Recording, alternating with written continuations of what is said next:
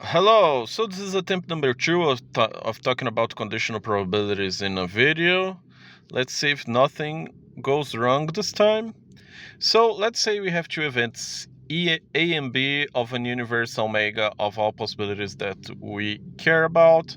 We call the probability of A given B, which is equal to the probability of A and B happening divided by probability of B, with the probability of B being something that either already took place or is possible, and the conditional probability of occurring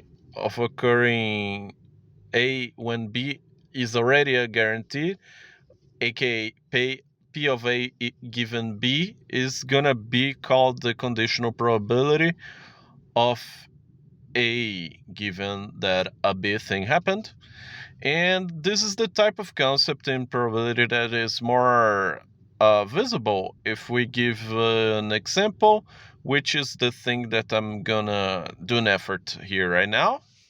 So let's say that the event A or property A is the probability of a sum of two die being thrown in parallel, giving us a sum of 7. And B is the probability of the second throw being a multiple of 3. So what's the probability of A given B, aka what's the probability of summing 7 given that the second throw is a multiple of 3? Well, let's map it out. What are all possible results? So we have the first row here in the vertical column, the second row here in the horizontal column, and we take all sums here. So these are all values of A. This is the universe of the parameters. So the first row can be 1, the second row can be 1, etc. And the probability of getting a 7 are probability of getting a 6 in the first row and a 1 in the second row, the probability of having a 5 in the first row and a 2 in the second row, and so on.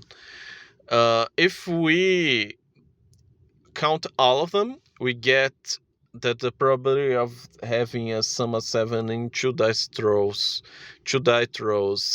in parallel is 6 in 36 possibilities. Those 6 in gray in 36 in the universe. So this is 1 divided by 6 as the probability of having A, which is the sum of two die throws, giving us a 7.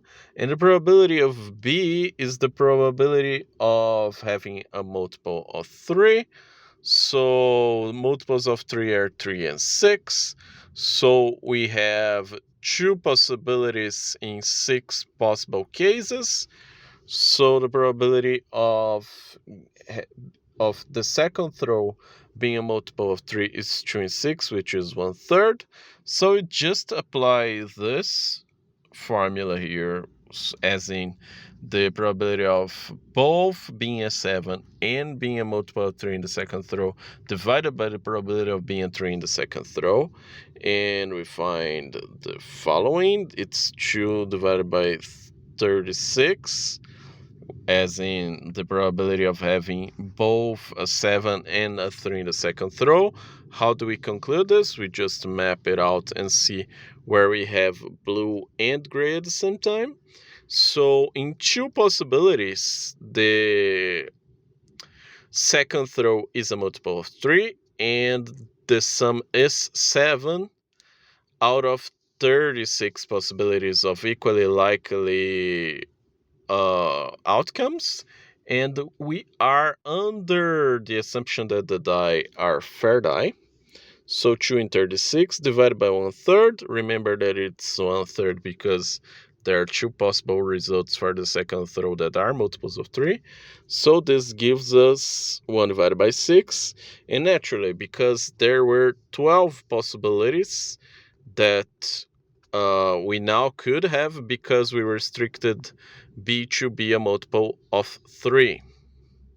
Conditional probabilities are more useful in the context of having positives and negatives for health and sick people, as people in the pandemic could attest to. So sometimes a test will give a positive to a sick person, a positive result for you are sick, which is what we desire. But a lot of the times it will say that healthy people are sick. And when this group particularly is a lot bigger than this group, the universe of false positives, as in you are falsely accused by a test of having a disease, is going to be a huge chunk of people, a lot of times a lot bigger than the amount of people that are shown to be sick. And that's exactly because sometimes this disease here is very rare, which is why a lot of times people tell you to redo exams of positives, because you can either be a false positive or a false negative. So you, depending on how much this happens, in the terms of the conditional probability, sometimes they will recommend you to repeat the test so that you make the probabilities very much skewed against the test being false, because you're gonna have basically this squared. And if it was a mistake, it will usually give you the other result. So you're probably either doing the test again or another test that measures something different to see if you are or aren't sick. So this is the most mundane application of this. There are many others, but for this video today, I think this suffice. Bye for now.